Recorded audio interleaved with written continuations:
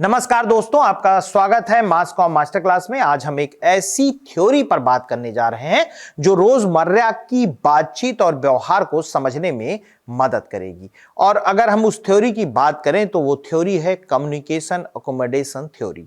यह थ्योरी न केवल संवाद को समझने का तरीका बताती है बल्कि यह भी दिखाती है कि हम कैसे बातचीत के दौरान अपने व्यवहार और भाषा को दूसरे के अनुसार बदलते हैं। तो चलिए शुरुआत करते हैं।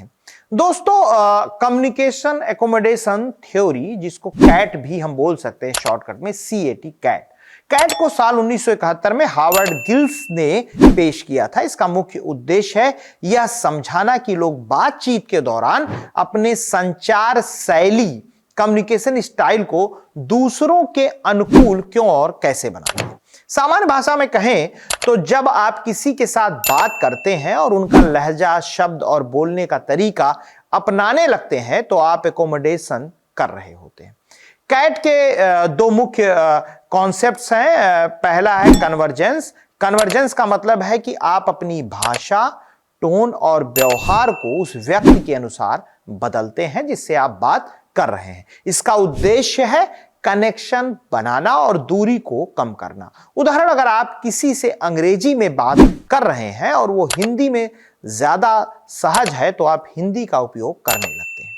डाइवर्जेंस है दूसरा चरण, जिसमें डाइवर्जेंस तब होता है जब आप जानबूझकर अपनी भाषा और व्यवहार को उस व्यक्ति से अलग रखते हैं। इसका उद्देश्य है अपनी पहचान को बनाए रखना या अलगाव दिखाना। उदाहरण, अगर आप किसी समूह के साथ हैं जो स्लैंग में बात कर रहा है और आप औपचारिक भाषा का उपयोग करते हैं।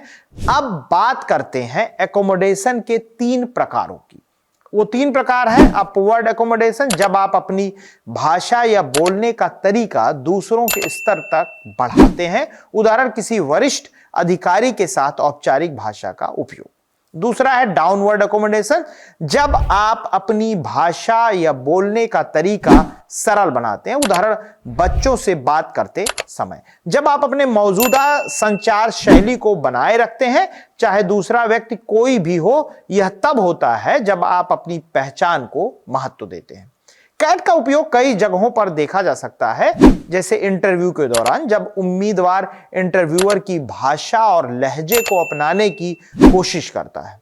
दूसरा है कस्टमर सर्विस में, यानी ग्राहक की जरूरतों और उनकी भाषा शैली को अपनाना। संस्कृति के बीच संवाद, यानी जब लोग अलग अलग सांस्कृतिक पृष्ठभूमि से होते हैं तो वे संवाद के दौरान एक दूसरे के अनुसार अपने व्यवहार को बदलते हैं। तो आखिर यह थ्योरी महत्वपूर्ण क्यों है? यह लोगों के बीच संबंधों को मजबूत करती है, यह गलतफहमियों को कम करती है, यह दिखाती है कि बातचीत में लचीलापन और समझदारी कितनी महत्वपूर्ण है। हालांकि अगर एकोमोडेशन सही ढंग से न किया जाए तो यह कृत्रिम या असली न लगने वाला लग सकता है, जिससे संवाद में बाधा आ सकती है। मान लीजिए आप एक क्लाइंट से बात कर रहे हैं जो धीमी गति से बोलता है। अगर आप अपनी गति को थोड़ा धीमा कर लें और उनकी शैली को अपनाएं तो यह आपकी बातचीत को बेहतर बनाएगा। लेकिन ध्यान रखें, जिन बातों का वो मैं बता रहा हूं इसे ओवर डू ना करें ताकि यह नकली न लगे। दूसरे व्यक्ति की संस्कृति और पहचान का सम्मान करें। तो दोस्तों, यह था कम्युनिकेशन एकोमोडेशन थ्योरी पर हमारा मास कॉम मास्टर क्लास पर आज की बात। अब जब भी आप बातचीत करेंगे तो इस थ्योरी को जरूर याद करें और अपनी बातचीत को और प्रभावी बनाएं। अगर आपको यह वीडियो पसंद आया हो तो इसे लाइक करें, चैनल को सब्सक्राइब करें और कमेंट में बताएं कि आप कौन सा विषय सीखना चाहते हैं। हम मिलेंगे अगले मास कॉम मास्टर क्लास में।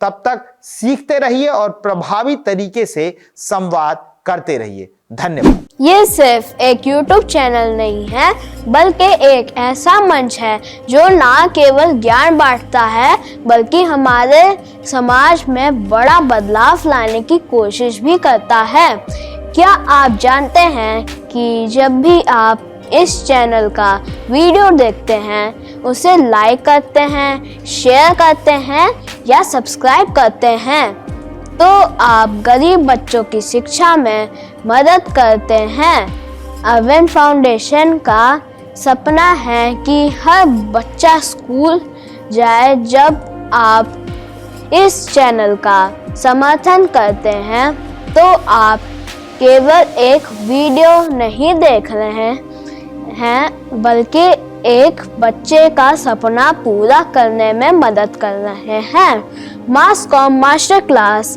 को सब्सक्राइब करें, वीडियो शेयर करें और अरविंद फाउंडेशन के इस सफ़र का हिस्सा बने। आपके छोटे छोटे कदम बच्चों को के भविष्य को उज्जवल बना सकते हैं। इसलिए आइए मिलकर बदलाव लाएं।